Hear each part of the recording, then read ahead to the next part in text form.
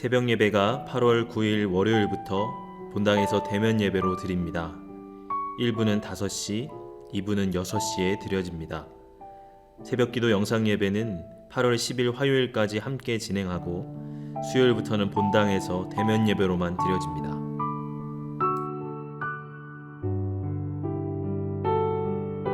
(2021년 8월 8일) 주일 새벽 예배를 시작합니다. 다 함께 사도신경으로 우리의 신앙을 고백하겠습니다. 나는 전능하신 아버지 하나님, 천지의 창조주를 믿습니다. 나는 그의 유일하신 아들, 우리 주 예수 그리스도를 믿습니다. 그는 성령으로 잉태되어 동정녀 마리아에게서 나시고 본디오 빌라도에게 고난을 받아 십자가에 못 박혀 죽으시고 장사된 지 사흘 만에 죽은 자 가운데서 다시 살아나셨으며 하늘에 오르시어 전능하신 아버지 하나님 우편에 앉아 계시다가 거기로부터 살아있는 자와 죽은 자를 심판하러 오십니다. 나는 성령을 믿으며 거룩한 공교회와 성도의 교제와 죄를 용서받는 것과 몸의 부활과 영생을 믿습니다. 아멘. 다 함께 찬송가 342장을 찬양합니다.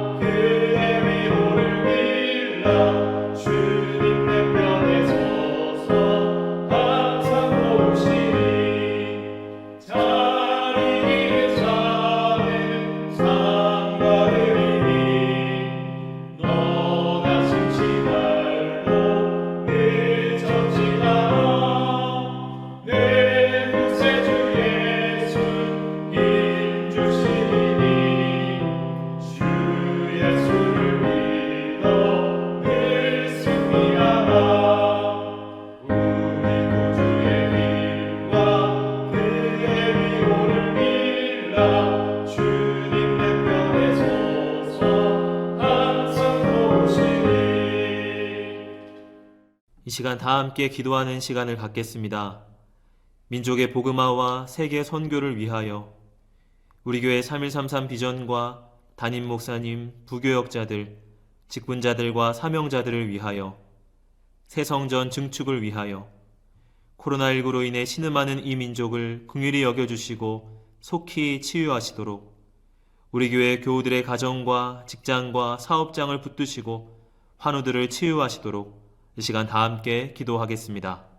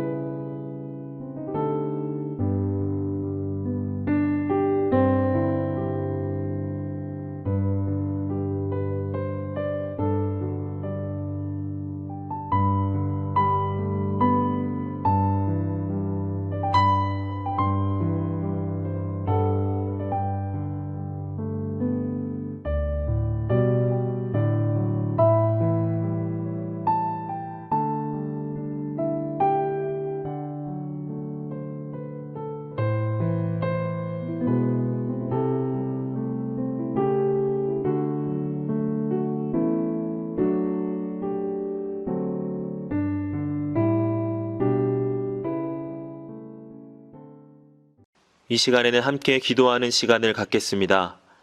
민족의 복음화와 세계 선교를 위하여 우리 교회 3133 비전과 담임 목사님, 부교역자들과 직분자들, 사명자들을 위하여 코로나19로 인해 신음하는 이 민족을 긍휼히 여겨주시고 속히 치유하여 주시도록 우리 교회 교우들의 가정과 직장과 사업장을 붙드시고 환우들을 치유하시도록 이 시간 함께 기도하도록 하겠습니다.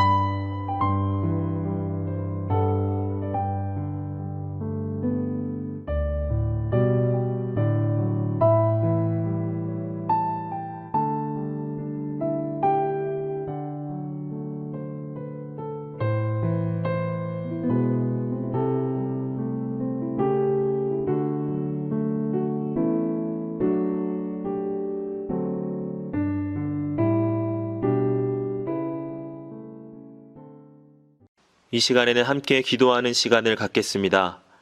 하나님께서 오늘 우리에게 주시는 말씀은 마가복음 2장 1절부터 12절까지의 말씀입니다. 제가 봉독하겠습니다. 수일 후에 예수께서 다시 가버나움에 들어가시니 집에 계시다는 소문이 들린지라 많은 사람이 모여서 문 앞까지도 들어설 자리가 없게 되었는데 예수께서 그들에게 도를 말씀하시더니 사람들이 한 중풍병자를 4사람에게 메워가지고 예수께로 올세 무리들 때문에 예수께 데려갈 수 없으므로 그 계신 곳에 지붕을 뜯어 구멍을 내고 중풍병자가 누운 상을 달아내리니 예수께서 그들의 믿음을 보시고 중풍병자에게 이르시되 작은 자야 내 죄 사함을 받았느니라 하시니 어떤 서기관들이 거기 앉아서 마음에 생각하기를 이 사람이 어찌 이렇게 말하는가 신성모독이로다. 오직 하나님은 한 분 외에는 누가 능히 죄를 사하겠느냐. 그들이 속으로 이렇게 생각하는 줄을 예수께서 곧 중심히 아시고 이르시되 어찌하여 이것을 마음에 생각하느냐. 중풍병자에게 내 죄 사함을 받았느니라 하는 말과 일어나 내 상을 가지고 걸어가라 하는 말 중에서 어느 것이 쉽겠느냐. 그러나 인자가 땅에서 죄를 사하는 권세가 있는 줄을 알게 하려 하노라 하시고 중풍병자에게 말씀하시되 내가 내게 이르노니 일어나 내 상을 가지고 집으로 가라 하시니 그가 일어나 곧 상을 가지고 모든 사람 앞에서 나가거늘 그들이 다 놀라 하나님께 영광을 돌리며 이르되 우리가 이런 일을 도무지 보지 못하였다 하더라. 아멘.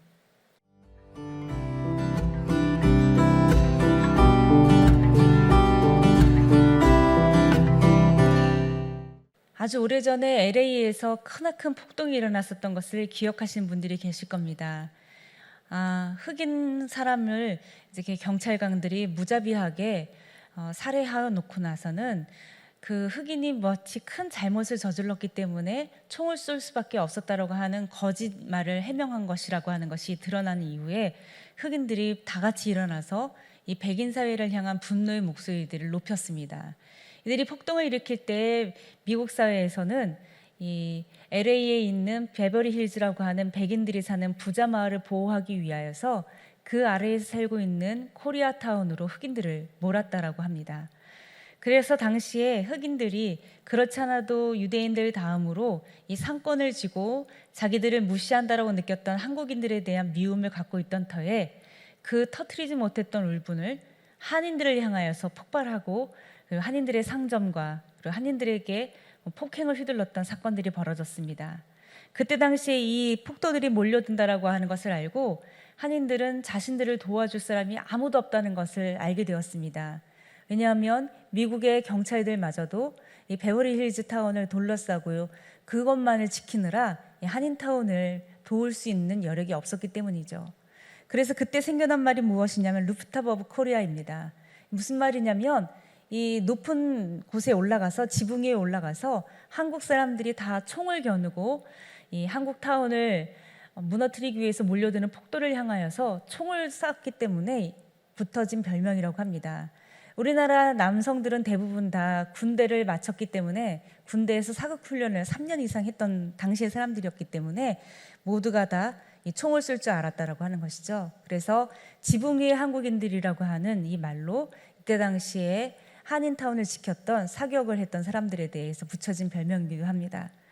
그런 걸로 인하여서 흑인들이 쳐들어오는 폭동은 간신히 막았는지 모르지만 또 그 이후부터는 한인들은 스나이퍼라고 하는 소문이 퍼지면서 이 흑인들이 한인타운에 있는 상가들을 습격할 때는 그 상가의 주인들을 모두 다 먼저 죽이고 작은 것들이라도 강도를 할 때라도 사람을 먼저 죽이고 물건을 훔치는 일들이 비일비재하게 일어나기 시작했다라고 하는 것이죠. 그래서 이 LA 땅에 한인과 흑인들 사이에는 서로 용서할 수 없는 혐오가 점점 증폭되었다라고 합니다. 그것을 상쇄하기 위하여서 한인과 그리고 흑인 내 화해를 위한 연합체를 구성하였고 서로의 갈등을 화해시키는 여러 가지 활동을 함께 벌이기 시작하였습니다. 그래서 그 결과 많은 세월이 흐른 후에 많이 화해가 이루어졌다라고 하지만 여전히 이 화해의 작업에는 크나큰 희생과 대가가 따르고 있다라고 하는 것을 한인을 통해서 이야기를 들은 적이 있습니다. 용서라고 하는 것은 매우 어려운 일인 것 같습니다. 특히나 신발을 밟는 정도, 조그만 어떤 해를 끼치는 정도는 우리가 용서할 수 있을런지 모르지만 내 가족에게 위해를 가한다든지 또는 나에게 있어서 소중한 것들에 대해서 손해를 입힌다라고 하는 것에 대해서 참을 수 없는 것이 사람의 마음인 것이죠. 그래서 때때로는 용서라고 하는 것이 매우 나약한 이야기처럼 들리고 그리고 그것에 대해 합당한 어떤 응벌을 가해야만 정의가 이루어진 것처럼 느껴질 때가 많습니다. 세상에 일어나는 수많은 전쟁들의 명분은 바로 이런 보복이라고 하는 그런 명분 때문에 일어나는 일들이기도 하죠. 오늘 예수님께서는 자신의 집에 지붕을 뚫은 한 환자의 이야기를 우리에게 보여주고 계십니다. 나사렛에서 가버나움으로 이사를 오셨는지 알 수 없지만 2장 1절 말씀에 예수님께서 가버나움에 들어가셔서 집에 계시니 사람들이 예수님이 집에 계시다라고 하는 것을 알고 예수님의 집에 많은 사람들이 몰려들었다라고 이야기하고 있습니다. 이 집은 어쩌면 가버나움에 있는 베드로의 장모의 집일 수도 있지만 또 다른 신학학자들은 예수님이 그곳에서 살고 계셨을 것이다 라고 이야기하는 학자들도 있습니다. 이 집이 베드로의 장모의 집이건 그리고 또 이 집이 예수님 자신의 집이건 멀쩡한 새 집에 지붕을 뚫고 구멍을 낸다라고 하는 것은 있을 수 없는 일이죠. 요즘도 층간소음 때문에 화가 나기도 하고 또 우리가 살고 있는 집에 조그만 누수가 생겨도 매우 화가 나와서 분쟁이 일어나는 그런 시대를 살아가고 있는데 예수님 당시의 귀한 집에 구멍을 뚫고 한 사람이 이 지붕에서 내려져 왔다라고 할 때 얼마나 황망하고 황당했을까요? 그런데 그 지붕이 뜯겨지고 커다란 구멍을 내어서 한 사람이 줄에 매달려서 내려왔을 때 예수님은 그를 바라보고 책망하거나 불쾌하거나 분노하시지 않았다라고 하는 것이죠. 오히려 예수님은 그 사람을 보고 이렇게 말씀하셨습니다. 5절 말씀을 보니까 작은 자야 내 죄사함을 받았느니라 라고 말씀하신다는 것이죠. 죄사함을 받았다, 내가 너를 용서한다라고 하는 이 말이 그때 당시엔 매우 충격적이었던 시대였을 것 같습니다. 더더군다나 이 시대는 율법을 엄청나게 철저하게 지키던 시대이기 때문에 눈에는 눈, 이에는 이, 즉 상한 것으로 그 상한 것을 갚아야지만 되던 시대에 살았기 때문에 예수님의 집에 구멍을 뚫고 내려왔던 이 환자에게 그것으로 똑같이 갚으라고 말씀하실 만도 한 상황에서 예수님은 내가 너를 용서한다라고 말씀하셨기 때문에 매우 놀라운 장면이기도 합니다. 그런데 이때 그것에 앉아있던 서기관들이 이 예수님의 용서의 이야기를 매우 불쾌하게 여겼습니다. 그들은 예수님이 내가 내 죄사함을 받았다라고 말씀하시는 이 말씀이 바로 신성모독이라고 생각했던 것이죠. 용서는 오직 하나님만이 하실 수 있는 것이고 죄 사함을 받았다라고 하는 이 선포는 하나님에게만 달린 것이라고 이들은 믿었습니다. 물론 그렇습니다. 용서는 오로지 하나님께만 달린 것이죠. 하나님이 우리를 용서하느냐 용서하지 않느냐에 따라서 우리의 삶은 어떻게 달라지는지 우리는 너무나도 잘 알고 있죠. 생과 사를 가르는 그러한 결정이라고 하는 것 우리는 너무나도 잘 알고 있습니다. 그런데 그 놀라운 그 용서의 결정을 예수님께서 말씀하시자 서기관들은 이것을 매우 불쾌하게 여겼고 하나님을 모독하는 일이라고 여겼던 것이죠. 그런데 예수님께서는 그들의 마음을 다 꿰뚫어 알고 계셨던 것 같습니다. 어찌하여 이것을 마음에 생각하느냐? 내 죄사함을 받았다라고 하는 말과 내 상을 가지고 걸어가라고 하는 말 중에 어떤 게 어렵겠느냐라고 예수님은 반문하십니다. 즉 많은 사람들이 보는 앞에서 내가 너의 병을 고쳐준다, 일어나 걸어라 라고 말할 때 이 사람이 혹여라도 걷지 못한다면 얼마나 망신스러운 일이겠습니까? 그런데 그 어려운 이야기를 예수님은 이제 곧 하시려고 하십니다. 예수님께서는 걷느냐 못 걷느냐 이 문제 이전에 이 사람이 가지고 있는 본질적인 죄의 문제를 먼저 해결해 주시는 분이셨다라고 하는 것이죠. 예수님은 우리에게 이 예수님의 사랑과 예수님의 능력이 바로 하나님으로부터 오는 것임을 우리에게 분명하게 보여주고 싶으셨던 것 같습니다. 10절 말씀에 이렇게 이야기하고 있습니다. 인자가 땅에서 죄를 사하는 권세가 있는 줄을 너희로 알게 하려 하노라, 이렇게 말씀하셨다라고 하는 것이죠. 이때 당시의 사람들은 크나큰 병에 걸리면 하나님께 벌을 받는구나 라고 생각을 했던 시대입니다. 이 사람이 벌을 받아서 중풍병에 걸렸는지 그렇지 않은지는 알 수 없습니다. 그러나 무엇보다 중요한 것은 이 중풍병으로 누워있는 이 사람에게 예수님께서 먼저 보이신 것은 그 사람을 둘러싸고 있는 질병의 근원과 그리고 그 사람이 인생의 문제를 둘러싸고 있는 그 근원, 바로 죄의 문제를 해결하실 분이 바로 자신이라고 하는 것을 명쾌하게 우리에게 이야기해 주신다는 것이죠. 여기서 사용하신 인자라고 하는 표현은 다니엘서에도 나오는 말입니다. 어떻게 보면 사람의 아들이라고 하는 이 말, 그래서 많은 일반적인 우리와 같은 그런 피조물들을 가리키는 말로도 사용될 수 있지만 예수님께서 다니엘서에 쓰였던 이 인자라고 하는 단어를 쓰신 이유는 바로 우리가 하나님 앞에 참 백성을 대표한다라고 하는 것, 우리 예수님이 우리를 대표하는 그런 분이라고 하는 것을 명확하게 드러내는 말이 바로 인자라고 하는 말입니다. 그래서 예수님께서는 인자가 이 땅에서 죄를 사하는 권세가 있는 줄을 너희로 알게 하려 합니다 라고 말씀하셨다는 것이죠. 예수님께서는 죄를 사하시는 권세를 우리에게 보이셨고 이 자리에 있었던 환자와 그리고 그를 둘러싼 모든 사람들에게 명확하게 보여주셨습니다. 톰 나이트라고 하는 신학자는 이렇게 이야기합니다. 용서는 사람 안에 감추어진 문제의 근원으로 깊게 내려가 오랫동안 묻어든 상처를 부드럽게 치료할 수 있는 것이다 라고 말씀하고 계십니다. 예수님께서는 예수님의 집의 지붕을 뚫고 예수님이 계신 자리에 침상에 달려 내려온 그 사람을 바라보면서 우리의 마음에 문을 열고 우리 마음 저 깊은 곳에 상처로 얼룩진 그 자리로 내려가 예수님의 만져주심을 기꺼이 바라는 우리의 겸허함을 원하시고 계시다는 것이죠. 이제 예수님은 우리를 위해서 통치하시고 그리고 우리를 다스리시고자 이 자리에 오셨는데 그 예수님의 통치에는 반드시 용서하시는 것 그리고 자신을 주는 완전한 관심을 우리에게 주시고 계시다라고 하는 것, 이것을 우리에게 보여주시고 계시다는 것이죠. 이것이 바로 예수님의 사역의 목적이며 이것이 오늘날 우리에게 말씀하시는 예수님의 크나큰 사랑의 목소리입니다. 용서에는 엄청난 대가가 따릅니다. 예수님은 자신을 바치는 대가를 치르셨습니다. 이제 우리는 그 예수님의 사랑을 가지고 우리도 이 세상 가운데에서 그 대가를 치르며 용서를 베푸는 하나님 나라의 일꾼이 되어지기를 주님 앞에 소망해야 될 때가 되었습니다. 그러한 삶을 살아가는 여러분들의 삶이 되어지시기를 주님의 이름으로 축복드립니다. 주신 말씀을 생각하며 잠시 묵상으로 기도하겠습니다.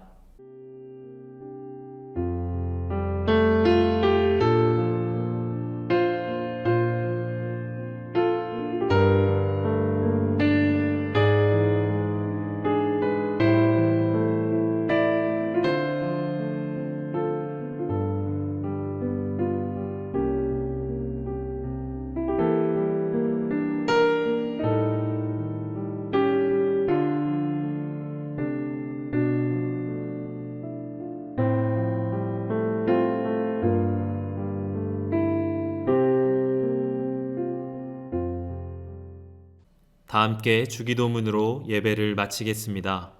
하늘에 계신 우리 아버지, 아버지의 이름을 거룩하게 하시며 아버지의 나라가 오게 하시며 아버지의 뜻이 하늘에서와 같이 땅에서도 이루어지게 하소서. 오늘 우리에게 일용할 양식을 주시고 우리가 우리에게 잘못한 사람을 용서하여 준 것 같이 우리 죄를 용서하여 주시고 우리를 시험에 빠지지 않게 하시고 악에서 구하소서. 나라와 권능과 영광이 영원히 아버지의 것입니다. 아멘.